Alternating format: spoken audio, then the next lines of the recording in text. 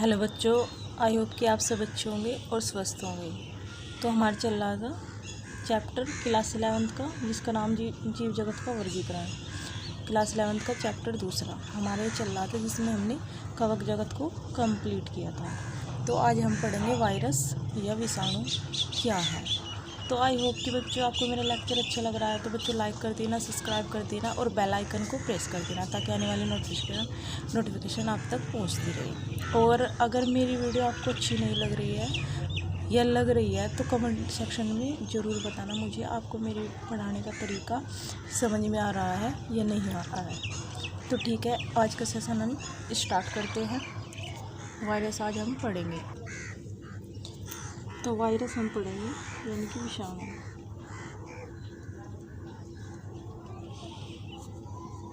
इसके बारे में हम पढ़ेंगे, वायरस या विषाणु होते क्या हैं। तो वायरस की अगर हम बात करें तो वायरस की खोज किसने की थी? इवानोव्स्की ने की थी 1892 में।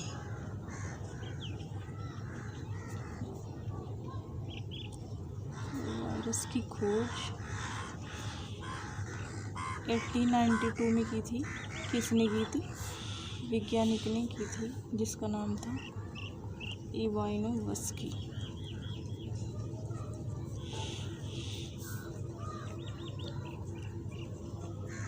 इवानोव्स्की ने क्या की थी? वायरस की खोज की थी 1892 में। अगर हम बात करें वायरस क्या है, वायरस एक अकोशिकीय जीव है। वायरस क्या है? अकोशिकीय जीव है।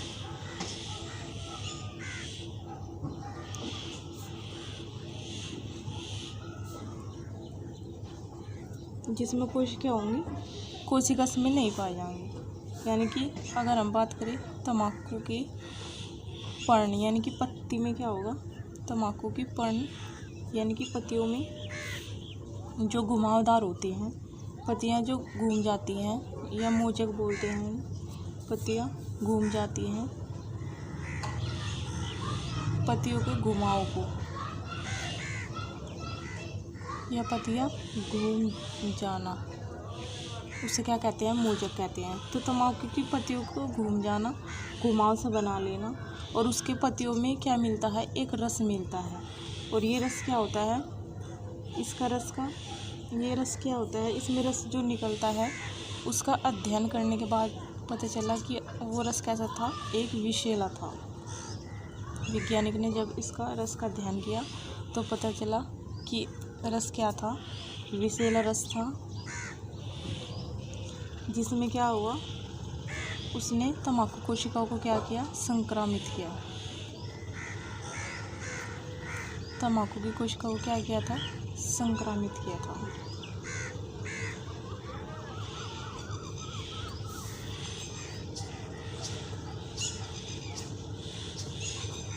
तो इवानोव्स्की वैज्ञानिक था जिसने 1892 में खोज की थी वायरस की। और एक कोशिकीय जीव है, ये भी इवानोव्स्की ने बताया था। और तम्बाकू के पर्ण की मोचक जो घुमावदार पत्तियां होती हैं, पत्तियां घूम जाती हैं, तो उनकी पत्तियों के रस में, जब पत्तियों के रस का अध्ययन किया तो उसमें विषैला रस था, जो संक्रमित कर रहा था तम्बाकू की कोशिकाओं को, जिसका नाम दिया टबैको मोजक वायरस।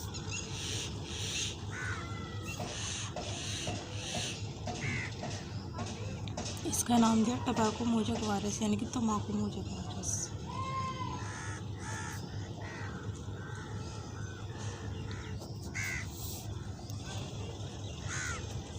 अब हम बात करते हैं, फिर 1892 में दूसरे वैज्ञानिक आए थे। 1892 में इवानोव्स्की आए, और 1898 में बेजरिंग एक वैज्ञानिक थे।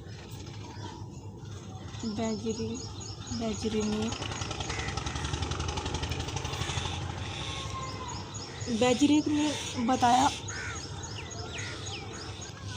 बेजरे ने 1890 में बेजरिंग आए, उन्होंने बताया कि जो तम्बाकू का पौधे का रस होता है, वो स्वस्थ तम्बाकू के पौधे को क्या कर लेता है? संक्रमित कर देता है। ये किसने बताया था? बेजरिंग ने बताया था।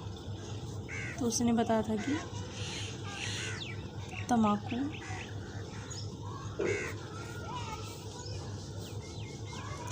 के पौधे का रस यानी कि पत्तियों से निकला हुआ रस क्या करता है? स्वस्थ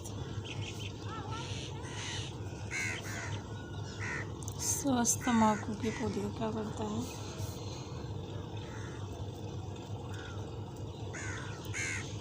पौधे को क्या करता है? संक्रमित कर देता है।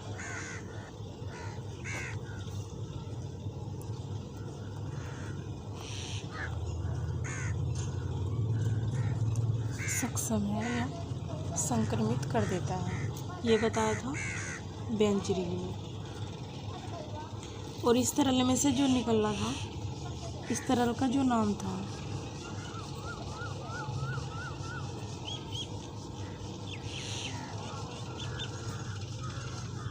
इस तरल का नाम क्या बताया उसने?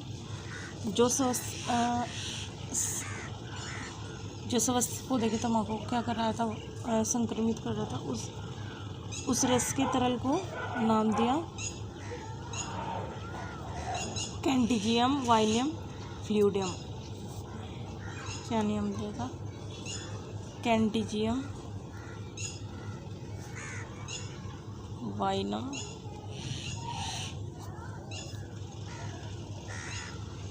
फ्लूइडम या संक्रमित जीव तरल। संक्रमित जीवित तरल, तो उसका नाम क्या दिया था? कैंडिजियम वाइनम फ्लूइडम या संक्रमित जीवित तरल, इसका नाम दिया था। यह बताया था बेंचरी ने। जो तम्बाकू को जो रस निकल रहा था, जो पौधों को क्या कर रहा था? संक्रमित कर रहा था, तो उसका नाम क्या दिया? कैंडिजियम वाइनियम फ्लूइडम। उसके बाद 1935 में एक वैज्ञानिक आए थे, स्टानले। 1935 में आए थे स्टानले। उन्होंने बताया कि वायरस को रवेदार भी बनाया जा सकता है। तो इन्होंने क्या बताया था कि वायरस को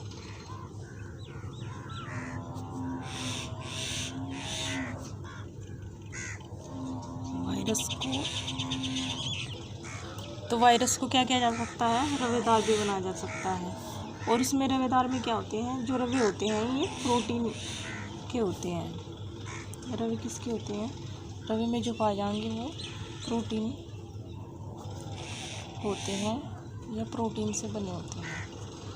तो ये तो मैंने वैज्ञानिक की बात करी। अब हम कि वायरस सबसे पहले कौन आया था? वाइनोवस्की की, जिसने बताया कि तम्बाकू के पर्ण जो रस था वो कैसा था? विषैला था। और जो क्या कर रहा था? तम्बाकू कोशिका को क्या कर रहा था? संक्रमित कर रहा था, जिसका नाम दिया था टोबैको मोजैक वायरस या तम्बाकू मोजैक वायरस, जो कैसा था? एक कोश के जीव था। तो ये तो बताया था वाइनोवस्की ने। उसके बाद 1898 में कौन आए थे? बेंचरी आए थे। बेंचरी ने बताया कि तम्बाकू के पौधे का रस जो था वो स्वस्थ तम्बाकू के पौधे को क्या कर रहा था? संक्रमित करने में सक्षम था। और इस तरल के रस का नाम दिया कैंडिजियम वाइनियम फ्लूइडम, जो कर रहा था संक्रमित कर रहा था, जो क्या कर रहा था? एक जीवित तरल था। उसके बाद 1935 में स्टानले आए थे, जो उन्होंने बताया कि वायरस को रवेदार भी बनाया जा सकता है। और रवे में क्या होते हैं? प्रोटीन होते हैं या प्रोटीन होते हैं। तो अब बात करते हैं वायरस की स्ट्रक्चर की, संरचना की। वायरस की संरचना कैसी होती है? तो वायरस की अगर हम संरचना की बात करें,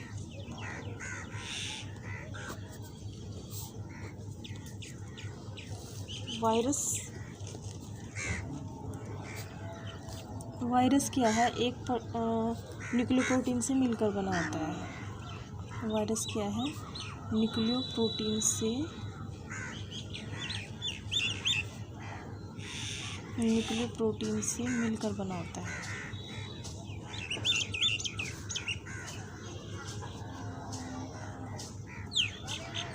न्यूक्लियोप्रोटीन का मतलब है कि उसमें न्यूक्लिक अम्ल 2 प्रकार के होते हैं।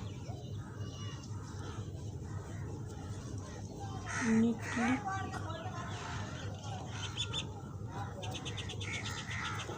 न्यूक्लिक कमल दो प्रकार के होते हैं, जिसमें एक होता है आरएनए और दूसरा होता है डीएनए। एक होता है आरएनए, एक दूसरा होता है डीएनए। और जो आरएनए होता है और डीएनए होता है, आरएनए जो बना होता है वो आरएनए प्लस प्रोटीन से मिलकर बना होता है, और जो डीएनए होता है वो भी डीएनए प्लस प्रोटीन से मिलकर बना होता है। इसे न्यूक्लिक एसिड भी बोलते हैं। उसके बाद अगर हम बात करें वायरस, जो वायरस है, वायरस की अगर हम बात करें, वायरस में डीएनए और आरएनए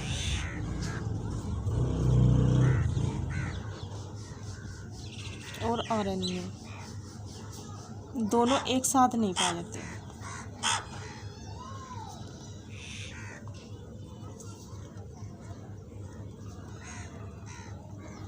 एक साथ नहीं पाए जाएंगे वायरस में। एनसीईआरटी में लिखा हुआ है साफ साफ कि वायरस में या तो डीएनए मिलेगा या आरएनए मिलेगा, दोनों एक साथ नहीं पाए जाएंगे। लेकिन अगर हम एक की बात करें, एक ल्यूकोवायरस है। ल्यूकोवायरस ऐसा वायरस है जिसमें आरएनए और डीएनए दोनों पाए जाते हैं।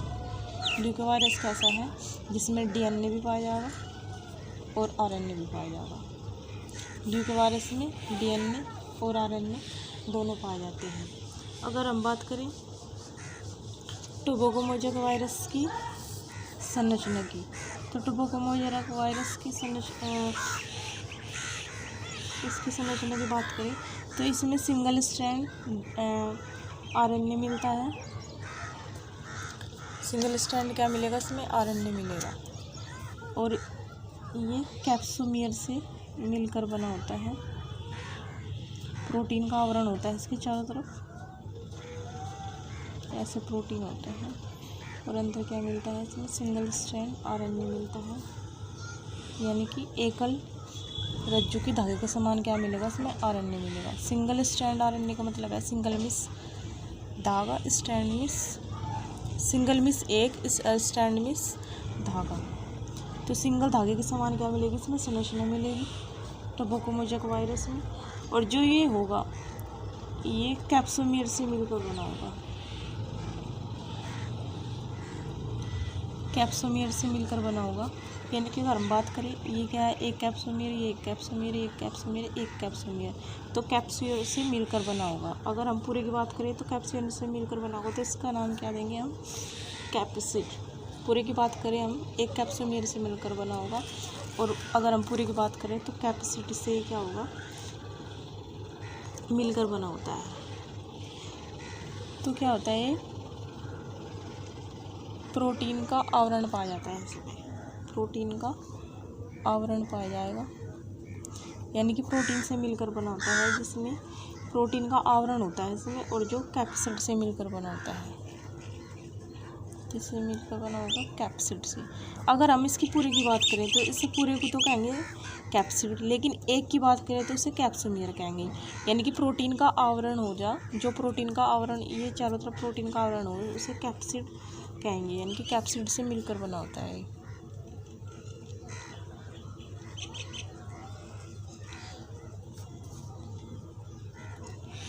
कैप्सिड से मिलकर बना होता है, और एक कैप्सिड कई कैप्सोमियर से मिलकर बना होता है। एक कैप्सिड क्या होगा, कई कैप्सोमियर से मिलकर बना होगा।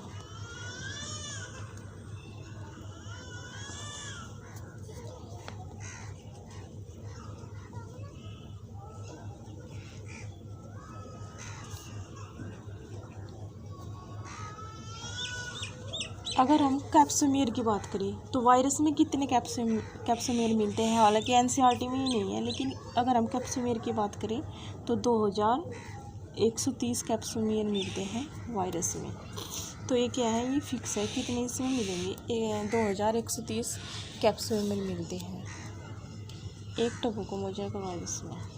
सिंगल स्ट्रैंड आरएनए होता है, जिसके चारों तरफ क्या मिलेंगे, कैप्सोमियर मिलेंगे, और जो क्या करेंगे, कैप्सिड बनाएंगे। तो ये हो गया हमारा स्ट्रक्चर, देख लिया हमने। अब न्यूक्लिक अम्ल जो मिलेगा इनमें, अब बात करते हैं न्यूक्लिक अम्ल की।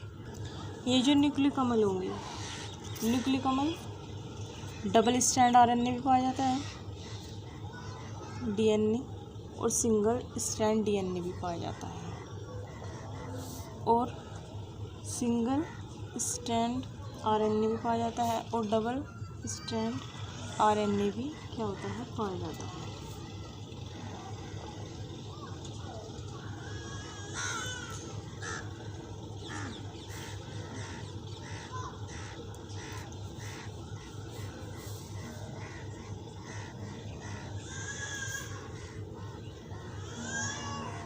तो ऐसे क्या मिलते हैं, आरएनए मिलते हैं, डीएनए मिलते हैं, डबल स्ट्रैंड में भी और सिंगल में भी। अगर हम बात करें डीएनए, तो डीएनए एक प्रकार के क्या है, आनुवंशिक पदार्थ है। अगर हम डीएनए और आरएनए की बात करें, डीएनए और आरएनए है क्या, अगर डीएनए और आरएनए की बात करें तो डीएनए क्या है, एक प्रकार का क्या है, आनुवंशिक पदार्थ है। डीएनए जो क्या करता है, एक पीढ़ी से दूसरी पीढ़ी में क्या होता है, जाता है, यानी कि अपने जनक से होता हुआ अपनी पुत्री कोशिकाओं में जाता है। तो क्या होता है आनुवंशिक पदार्थ, अगर हम आनुवंशिक पदार्थ की बात करें तो आनुवंशिक पदार्थ क्या होता है, डीएनए होता है। अगर डीएनए की बात करें तो ये क्या होता है, स्थायी होता है, और आरएनए क्या होता है, इतना स्थायी नहीं होता, क्योंकि आरएनए में क्या मिलता है, यूरिन मिलता है, और इसमें OH समूह मिलता है, और इसमें क्या मिलता है, थायमिन मिलता है। इसमें थायमिन पाया जाता है, उसकी जगह थायमिन की जगह यूरिन मिलता है, और इसमें H समूह मिलता है। तो इसलिए क्या होता है, ये स्थायी होता है, और ये क्या होता है, इतना स्थायी नहीं होता। तो अगर हम बात करें जीवाणुभोजी की, तो जीवाणुभोजी क्या है,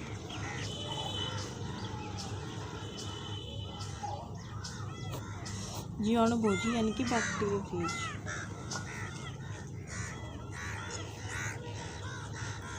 बैक्टीरियोफेज क्या है, ये एक प्रकार के विषाणु को, जो विषाणु होते हैं उन जीवाणु को क्या करता है, संक्रमित करता है। तो ये क्या करता है,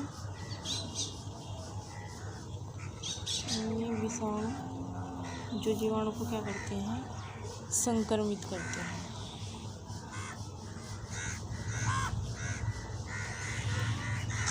क्या करेंगे, ये विषाणु को क्या करेंगे, संक्रमित करेंगे। अगर हम इसकी खोज की बात करें जीवाणु की, तो जीवाणु खोज किसने की थी, हर्ष और चेस ने की थी।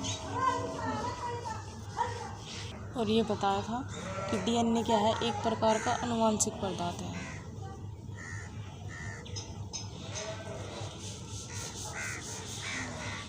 डीएनए क्या है, एक प्रकार का आनुवंशिक पदार्थ है। तो ये बताया था।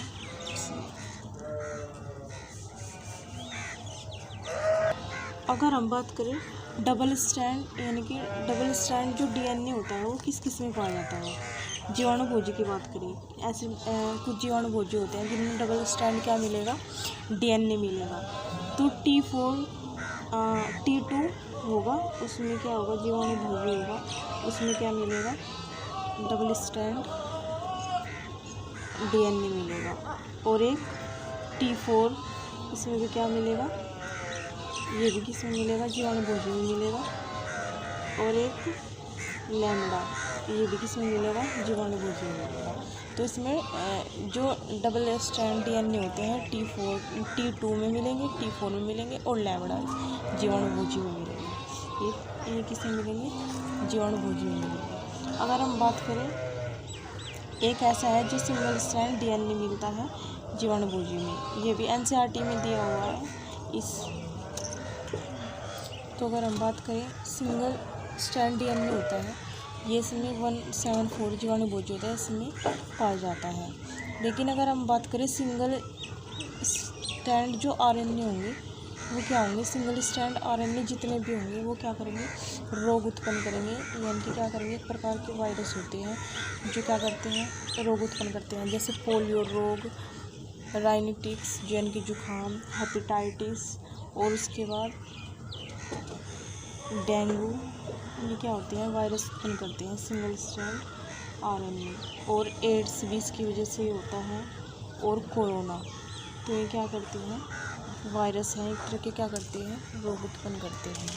अगर हम बात करें डबल स्ट्रैंड आरएनए की, तो डबल स्ट्रैंड आरएनए क्या करता है, एक प्रकार का क्या है, रोटरोवायरस है, जो क्या फैलाता है, अतिसार फैलाता है। अतिसार रोग क्या होता है, डायरिया होता है। ये क्या करता है, ये क्या होता है, डायरिया होता है, जो क्या करता है, लूज मोशन करता है, यानी कि उल्टी दस्त क्या होते हैं इसके, होते हैं अतिसार से।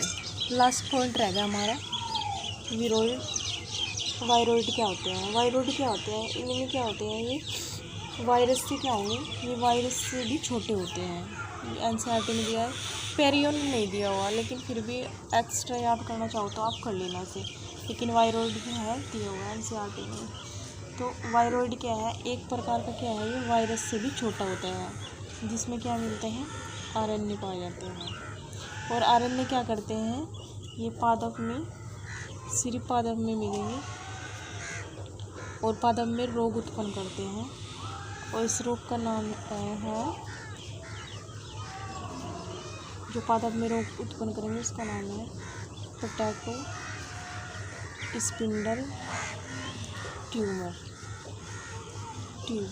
तो पोटैटो स्पिंडल ट्यूबर क्या करते हैं, ये रोग उत्पन्न करते हैं। और ये कैसे होते हैं, वायरस से भी छोटे जीव होते हैं। ये क्या करते हैं, वायरस से भी छोटे होते हैं।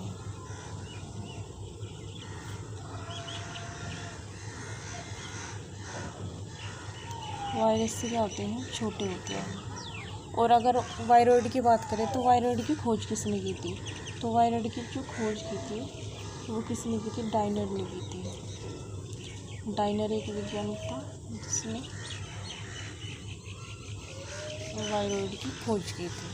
अगर हम बात करें पेरियन की, तो पेरियन जो होगा ये पादप और जंतु दोनों में पाया जाता है, पादप और जंतु में दोनों में पाया जाएगा। और जो ये रोग उत्पन्न करेगा वो कौन सा उत्पन्न करेगा, क्यूरो। क्यूरो क्या करेगा, ये रोग उत्पन्न करता है। तो क्यूरो क्या करेगा, ये रोग उत्पन्न करेगा। तो वायरस के बारे में हमने सब कुछ पढ़ लिया, लेकिन इसमें एक पॉइंट छूट गया, लाइकेन। लाइकेन में आपको पादप और जंतु जगत हैं जो उसमें पढ़ा दूंगी, जो अलग अध्याय है, अलग अलग चैप्टर है पादप जगत का भी और जंतु जगत का। इसमें पादप जगत है और जंतु जगत है, तो इनका क्या है, एक अलग चैप्टर है जिसमें हम अच्छे से इनको पढ़ेंगे। तो आई होप कि बच्चों आपको मेरा लेक्चर अच्छा लगा हो तो लाइक कर देना, सब्सक्राइब कर देना, और बच्चे बेल आइकन को प्रेस कर देना। तो आज का लेक्चर हम यहीं पर एंड करते हैं। आप सभी का धन्यवाद।